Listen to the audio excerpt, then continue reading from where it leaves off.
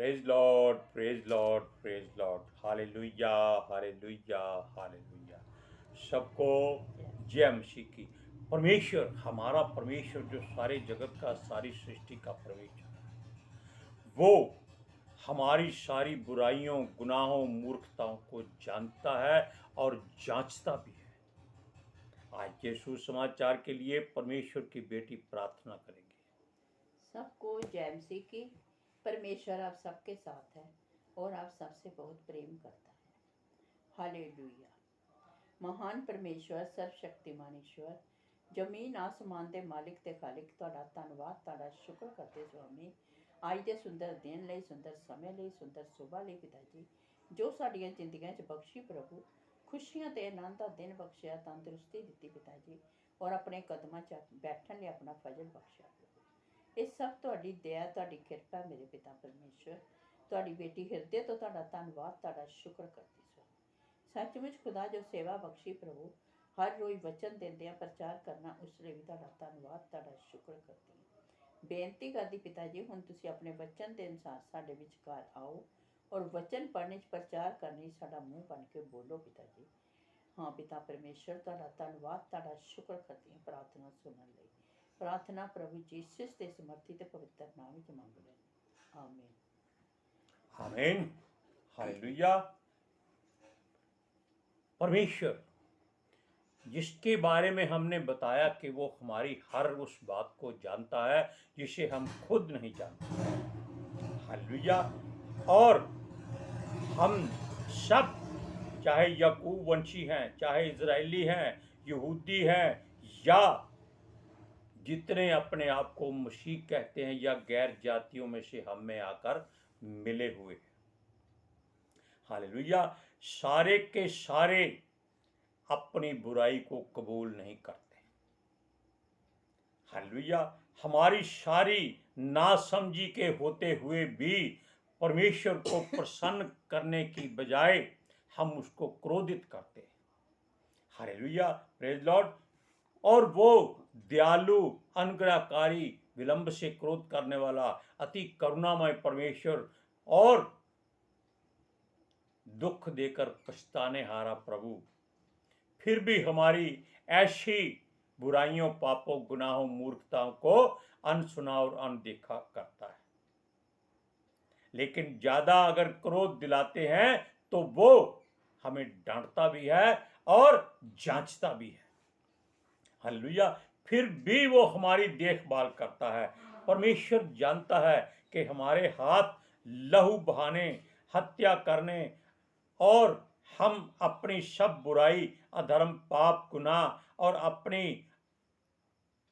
हर बुराई को करने से बाज नहीं आते, हटते नहीं हैं। हत्या करने का मतलब ये नहीं है कि हम हर एक को छुरी से मारते हैं, चाकू से मारते हैं, गोली से मारते हैं, या घूसों से मारते हैं, लाठियों से मारते हैं। नहीं, हत्या करने का मतलब है कि हम दूसरे के दिल को तोड़ देते हैं, हमारे प्रभु की मर्जी को हम छोड़ देते। हालेलुया। सुनिए, हम अपनी उंगलियों से ही ये सारे पाप, गुनाह और बुराई करते हैं, अधर्म के काम करते हैं, और जिन हाथों को शुद्ध और साफ और पवित्र होना चाहिए उनको हम अशुद्ध और अपवित्र करते हैं, और ऐसा हो चुका है। हालेलुया। ये क्यों होता है? क्योंकि हम अपने आप को बहुत ही धर्मी और धार्मिकता वाले लोग बनाने और दिखावे की कोशिश करते। हालेलुया। अर्थात हम यहोवा के नाम से पवित्र शास्त्र को अपने हाथ से उठाते हैं, जबकि परमेश्वर की मर्जी के बिना कोई इसको छू नहीं सकता। क्योंकि हम उसके चुने हुए लोग हैं, इसलिए हम अपने आप को घमंड से भर लेते हैं। हालेलुया। और अपनी उंगलियों से उस पवित्र शास्त्र को खोलते हैं। सुनिए, उसमें केवल अपने भले और अपनी रोजी रोटी को पाने के लिए ऐसे वचनों को ढूंढते हैं जो संसार के लोगों को गुमराह करते। हालेलुया। सुनिए, हम होठों से तो परमेश्वर की तारीफ के पुल बांध देते, ऐसे पुल जो धरती और आकाश को जोड़ देते। इस बात को ध्यान से सुनिए, जबकि धरती और आकाश कभी मिल नहीं सकते, किसी भी हालत में नहीं मिल सकते। क्यों नहीं मिल सकते? क्योंकि आकाश की छाया में धरती रह रही है और हम ऐसे वचनों को ढूंढते हैं जो हमारे लाभ के लिए हैं और हमारे पेट भरने के लिए, आत्मा को भरने के लिए नहीं है। इसीलिए अपने मनों को केवल लालच और अधर्म से जो भरा रहता है इस्तेमाल करते रहते हैं। हालेलुया। और हमसे पाप होता रहता है, हम झूठ बोलते हैं, अपने मुंह से जो भी कहते हैं वो केवल लालच और गुनाह के लिए करते हैं। कारण यह है, हम अपनी जुबान से हर वो बुराई जो हमारी जुबान से निकलती है उसको लोगों में ठोक बजाकर करते, डंके की चोट पर करते कि आओ, जिसने धन कमाना है हमारी कलीसिया में आ जाओ। आज लोगों के लिए आशीष है, कारें निकलेंगी, आपकी लॉटरी निकलेगी, आपके धन आपकी जेबों में भर जाएंगे, आपके घरों में अलमारियां नोटों से भर जाएंगी। क्या कोई परमेश्वर ऐसी बात सोचता है? वो तो वचन में कहता है कि धर्मी का थोड़ा सा माल दुश्मनों के बहुत धन से भी उत्तम होता है। तो हमें धन की क्या जरूरत है? हमें केवल परमेश्वर के वचन की जरूरत है। अब सुनिए, वो सब हमारे दिमाग में भरा होता है। वचन भी कहता है हम उसकी तारीफ होठों से खूब करते हैं, परंतु हमारे मन यहोवा से कोसों दूर होते हैं। हालेलुया। अर्थात हम हर बात में दिखावा करते हैं। यह सब बातें हमें छोड़नी पड़ेंगी और छोड़ देनी चाहिए। हमें अपने मनों को फाड़ना है, ना कि हमें अपने विचारों और वस्त्रों को फाड़ना है। ये वचन के अनुसार है, कहता है अपने मनों को फाड़ डालो। क्यों फाड़ डालो? ताकि परमेश्वर आकर उसमें बैठ जाए। हालेलुया। अब ये नहीं है कि आप छुरा लेकर के अपने मनों को ढूंढो और फाड़ कर दो, इससे कर दो कि परमेश्वर ने आना है। अपने विचारों से उस बुराई को दूर कर दो जो आपके मन में भरती जाती है। आप एक वचन को पढ़िए, यशायाह की पुस्तक उसका 59 अध्याय उसका 3 वचन। क्योंकि तुम्हारे हाथ हत्या से और तुम्हारी उंगलियां अधर्म के कामों से अपवित्र हो गई हैं। तुम्हारे मुंह में तो झूठ की और तुम्हारे जीभ से कुटिल की बातें निकलती हैं। सुन लिया आपने? अब और सुनिए, हमने कहा था कि हम उपवास नहीं कर सकते। हमने झूठ नहीं बोला था, क्योंकि जो हम बोल रहे हैं वो केवल हमारे मोबाइल तक नहीं है, वो हजारों लोगों तक पहुंचता है। पता नहीं कितने देशों में जाता होगा। हमें इस बात की कोई चिंता नहीं है। कोई सुने या ना सुने, हम वचन का प्रवाह करते हैं, यानी कि भेज देते हैं। जैसे एक सब्जी बेचने वाला गली में आता है और होका देता है, सब्जी ले लो, सब्जी ले लो। उसका मतलब है कि जिसको जरूरत है वो आए, वो जो चाहिए उससे ले जाए। जो कोई नहीं लेता या उसको दरवाजा नहीं खोलता, उसको पुकारता नहीं है, वो पुकार के आगे चला जाता है। जब वो गांव से बाहर निकल जाता है तब लोग सोचते हैं अरे भी हमने सब्जी नहीं ली। वो बेचारा पुकारता रहा, तब देर हो चुकी होती है अगले दिन के लिए। इसी तरह हम अपना उस सेवा का कार्य जो परमेश्वर की ओर से ही हो सकता है, हमारी मर्जी से नहीं है, हम उसको करते रहते हैं। हम वचन बोलते हैं, लेकिन हम झूठ नहीं बोलते कि हम उपवास करते हैं। हमसे उपवास नहीं होता। प्रभु की बेटी उपवास करती है, हमसे क्यों नहीं होता? इसलिए कि हम नहीं जानते कि कब हमसे कोई गलती हो जाए और बजाय इनाम के हम ज्यादा कसूरवार ठहर जाएं और दोष हासिल कर लें और परमेश्वर की निगाह में दोषी कहलाएं और दुगना नुकसान हो जाए। इसीलिए हम डरते हैं कहीं आशीष की बजाय हमको श्राप ना मिल जाए। क्योंकि जो काम आपसे नहीं होता उसे मत करिए, लेकिन कोशिश करिए और परमेश्वर से कह दीजिए कि हे प्रभु, हमसे उपवास नहीं होता। हम 2 घंटे के लिए उपवास करते। उपवास में खाना छोड़ना उपवास नहीं होता, केवल अपनी जुबान को बंद करना और अपने दिमाग को परमेश्वर की ओर लगाना, अपनी आत्मा को उसके हाथ में दे देना उपवास होता है। हालेलुया। लेकिन ये परमेश्वर का वचन कहता है, इजरायली जो धर्मी का चोला पहनकर अधर्म के काम करते हैं, वो दुनिया के सामने अपने आप को धार्मिकता से भरे हुए दिखाते हैं और यह बात साबित करते हैं कि वो परमेश्वर की हर बात को जानते हैं। वो प्रभु की निगाह में पापी ठहरते हैं, बुरे ठहरते हैं और वो ऐसा दिखावा करते हैं कि वो परमेश्वर के सब हुक्मों और नियमों को, आज्ञाओं को मानते और जानते। ये परमेश्वर की ओर से ही कहा गया है। हालेलुया। सुनिए, ऐसा लगता है मानो वो परमेश्वर के अति निकट हैं और उसकी हर बात अर्थात हर गति और हर चाल को जानते हैं और जानने की कोशिश करते हैं। हालेलुया। यानी कि ये लोगों के सामने ऐसे बन जाते हैं, कैसे? जैसे अंधों में काना राजा होता है और ज्यादा जानने की और तवज्जो देते हैं, जैसे वो परमेश्वर से उसके धर्म की गतिविधियां अर्थात नियम जानना चाहते हैं।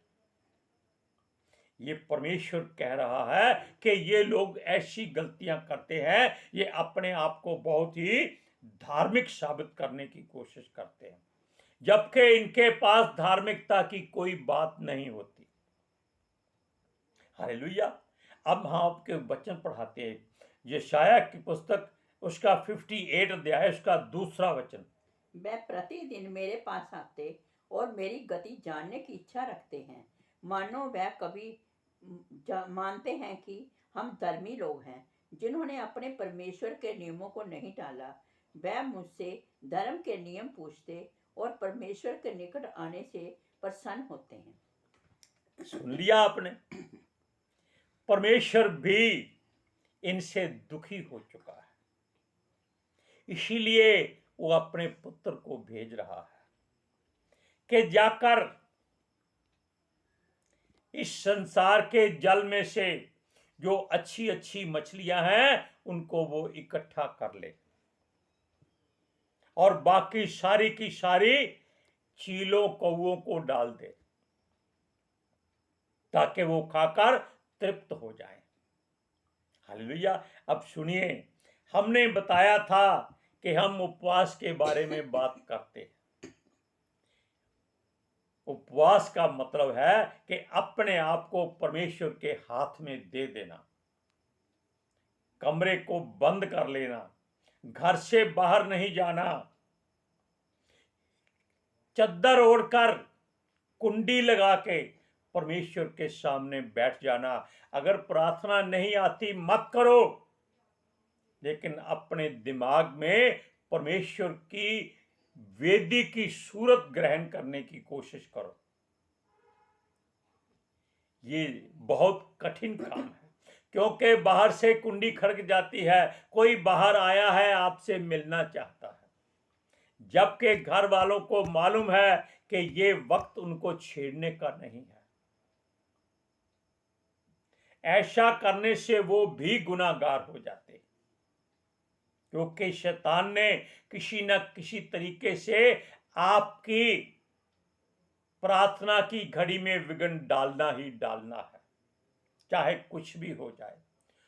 वो हर समय कोशिश करता है कि कौन परमेश्वर के वचनों में, भजनों में, उसके ध्यान में लीन है, उसके काम में रुकावट डाल दो। बच्चे ही आकर कुंडी खड़का खड़का कर दरवाजा खुलवा देते हैं, फिर आप क्रोध में उनको डांट देते हैं या थप्पड़ मार देते हैं, आपकी सारी की धरी खत्म हो जाती है। क्योंकि यीशु कहता है, मैं मन में नम्र और दीन हूं, मेरे जैसे बनो। यहोवा परमेश्वर कहता है, मैं पवित्र हूं, इसलिए तुम भी पवित्र बनो। और पवित्र आत्मा जी कहते हैं, मैं आपके साथ हूं, मेरा साथ लो और संसार से अलग हो जाओ। परमेश्वर के स्वर्गदूत आपके हमेशा आसपास रहते हैं कि ये परमेश्वर का दास दासी, बेटा बेटी, सेवक या सेविका कोई हमको काम बताए, ताकि वो इस लायक हो जाए कि उन्होंने परमेश्वर की लोगों की सेवा की। लेकिन हम क्या करते हैं? सुनिए, हम अपने आप को बाहर से धर्मी और भीतर से अधर्म और कुकर्म से भरपूर होकर अपनी इच्छा और मर्जी से अपने ही नियमों के द्वारा उपवास करते हैं कि आज हम उपवास कर रहे हैं, ये लोगों को बता देते हैं और उपवास करके सफेद वस्त्र पहनकर गलियों में खड़े हो जाते हैं। कोई पूछता है क्या हाल है, आज हमारा उपवास है। कोई पूछता है आज हमने चिकन बनाया है, खाओगे? हाँ, शाम को भेज देना, अभी हमारा उपवास है। बाद में मन में सोचते हैं, अरे प्रभु, इसने चिकन बनाया था और आज तुमने उपवास करा दिया, जबकि उपवास हमने अपनी मर्जी से, इच्छा से रखा है, परमेश्वर ने नहीं कहा। सुनिए, और परमेश्वर को हम शिकायत करते हैं कि यहोवा ने हमारे भले का बदला नहीं दिया, हमने उपवास किया, हमको कुछ भी इनाम नहीं दिया, आशीष नहीं दी, और ना ही हमारी प्रशंसा की है कि हम उपवासी हैं। जबकि परमेश्वर के वचनों में लिखा है कि उपवास करके लोगों को दिखावा मत करो, अपने सर पे तेल लगाओ, अपने मुंह पर तेल लगाओ, ताकि लोग तुमको उपवासी जाने। हालेलुया।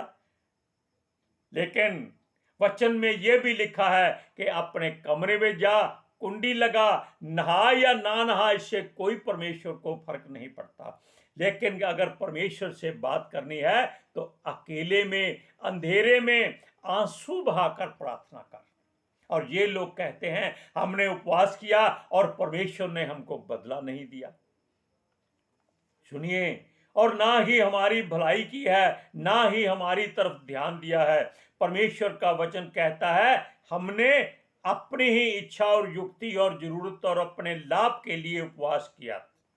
हम उपवास में अपने सेवकों को आराम से जीने नहीं देते, चैन नहीं लेने देते, सारे काम कराते हैं और गालियां भी बकते हैं। अरे ओ मूर्खो, ये काम करो, मैं उपवास में बैठा हूं, ये काम करो। ये बातें सारी की सारी परमेश्वर को क्रोधित कर देती। सुनिए, सारा कठोर काम कराते हैं, खुद कमरे में बंद होकर अंदर से ही आवाजें लगाते हैं और अंदर खुद आराम करते रहते हैं। लोग समझते हैं उनके अगुवे, उनको प्रचार करने वाले कितने ध्यान से मगन होकर परमेश्वर के नजदीक बैठे कर बातें कर रहे होंगे परमेश्वर से, और अपनी कलीसिया के लिए दुआ कर रहे होंगे कि आज हमारी कलीसिया को प्रभु नोटों से भर दे, गाड़ियों से भर दे, फॉरेन कंट्रियों के वीजे लगा दे। ये कलीसिया की सोच होती है। और वो बाहर बैठ जाते हैं कि कोई उनको डिस्टर्ब ना करे, और वो अंदर फोन पर लगे होते हैं। अरे भाई, आज हमारे पास पैसा नहीं है, आज हमारी कलीसिया में ये होना है, वो होना है, हमको जाना था, आज हमने उपवास कर लिया है। एयर कंडीशन कमरे में बैठकर वो उपवास करते, जबकि यीशु मसीह जंगल में जाकर उपवास करता था। हालेलुया।